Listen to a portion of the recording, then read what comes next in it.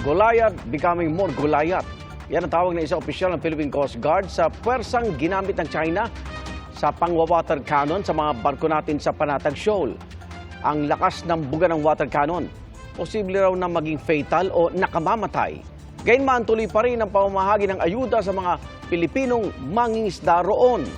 Saksi sina Sandra Aguinaldo at Rafi Tima. Attention all crew, Code Zebra. Baka may butas yung dili natin, yung mahal natin. Sa paghaharap ng mga barko ng Pilipinas at China na tila paghaharap nila David at Goliath, Pasok! Kita na! 4 na barko ng China Coast Guard kasama ng mga Chinese militia vessel ang nangharap sa BRP Bagakay ng PCG at BRP Dato Bangkao ng BIFAR ayon sa PCG.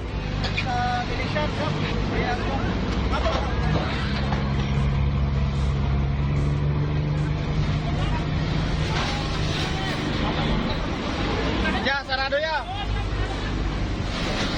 Libre yung ano. Sa isang punto, nagkabanggaan na ang mga barko ng BIFAR at China Coast Guard. Babangga! Babangga! Woo! Sapol! Bangga na! Bumangga! Sa mapang ito, makikita kung paano umiwas ang aming sinasakyang barko na BRP Bagakay sa mga pagharang ng China sa loob mismo ng Exclusive Economic Zone ng Pilipinas. If we're going to look at how it bended the railing of the Philippine Coast Guard vessel because of the water cannon, obviously that would be very fatal. It just goes to show that Goliath is becoming more Goliath. No? They don't hesitate to use brute force to violate international law. Habang inaasas ng mga Pilipino ang pinsalang tinamo ng 2 barko, nakasunod pa rin ang China Coast Guard maging ang kanilang Navy. Paikot-ikot din ang isang P-3 Orion reconnaissance plane ng Amerika. Sa may 80 kilometrong layo mula sa Panatag Shoal, itinuloy ang misyon. Ipinamahagi ang dala nilang libreng krudo at iba pang supplies.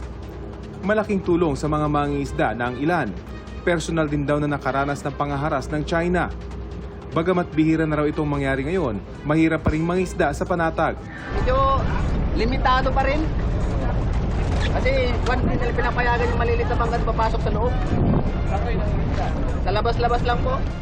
Ayon sa Philippine Coast Guard, hindi sila titigil sa pagtulong sa mga mangingisdang Pinoy kung saan man sila naroroon. We're not going to be deterred. We're not going to yield. Despite of all this harassment and provocative action, hindi kami mapipigilan ng China.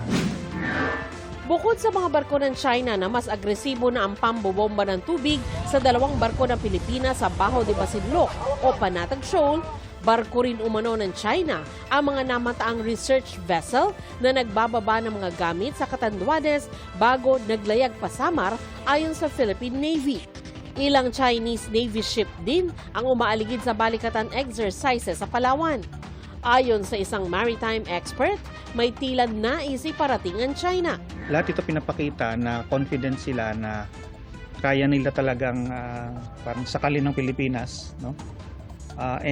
And yet makalusot pa sila, no, na hindi aklas ang mundo, hindi masasabi na sila ay aggressor, hindi masasabi na they're engaging in acts of war. Bagamat kasabay ito ng balikatan, hindi raw masasabing reaksyon lang ito sa joint exercises ng Pilipinas, Amerika at ibang bansa. Lalo't dati nang ginagawa ng China ang pangaharang sa supply vessels ng Pilipinas sa Ayungin Shoal at iba pa.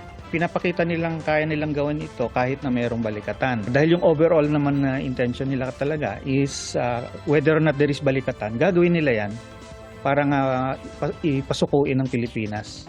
Para naman kay retired Supreme Court Justice Antonio Carpio, may kaugnayan ito sa interes ng Pilipinas na magsagawa ng oil and gas exploration sa West Philippine Sea.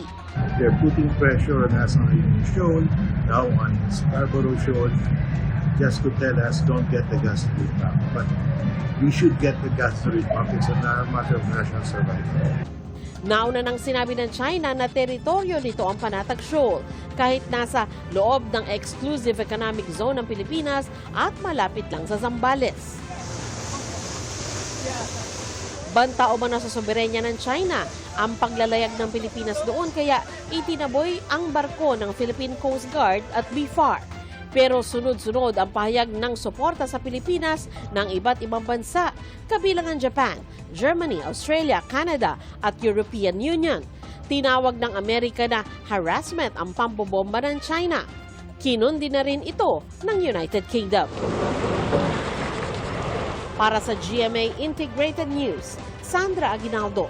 Mula rito sa West Philippine Sea, Rafi Tima, kami ang inyo. Saksi. Mga kapuso, sama-sama tayong maging saksi. Mag-subscribe sa GMA Integrated News sa YouTube at para sa mga kapuso abroad, samahan niyo kami sa GMA Pinoy TV at sa www.gmanews.tv.